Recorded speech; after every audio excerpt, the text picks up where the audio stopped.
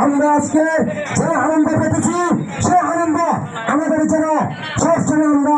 চট্টগ্রাম উত্তর জেলা বিএনপি সদস্য এবং মিরেশ্বর উপজেলা বিএনপির সাবেক আহ্বায়ক শহীদুল ইসলাম চৌধুরীর লয় ঈদ শুভেচ্ছা বিনিময় করছি মিরেশ্বরের বিভিন্ন শ্রেণী পেশার মানুষ। ঈদের দ্বিতীয় দিন তার নিজ বাড়িতে ঈদ শুভেচ্ছা বিনিময় অনুষ্ঠানে প্রায় 300 সহস্রাধিক মানুষের সমাগম ঘটে।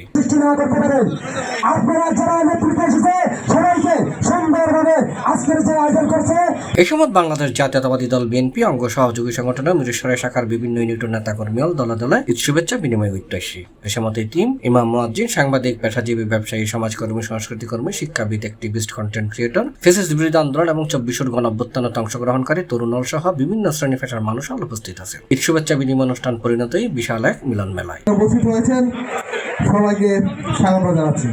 এ সময় শহীদুল ইসলাম চৌধুরী হই প্রত্যেক বছর আর বাড়িতে নাজি ঈদ শুভেচ্ছা বিনিময় একখান রীতির পরিণতই ফেসিস্ট সরকারের পতনের পরে এবছর দল নেতা কর্মীর মুক্ত পরিবেশে ঈদ শুভেচ্ছা বিনিময় করেন।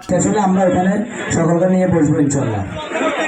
এ সময় তিনি নেতা কর্মীদের ঐক্যবদ্ধ থাকি জনকল্যাণমুখী রাজনীতি করিবার অনুরোধ জানায় এবং ব্যাক রকমের অন্যায় অপকর্মত্বন বিরত থাকিবার দিক নির্দেশনা দিই।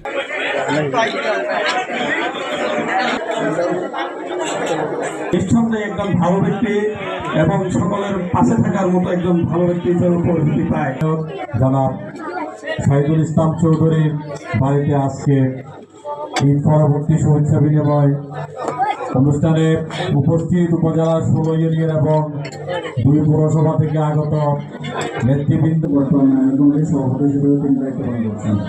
C+ TV, Chittagong.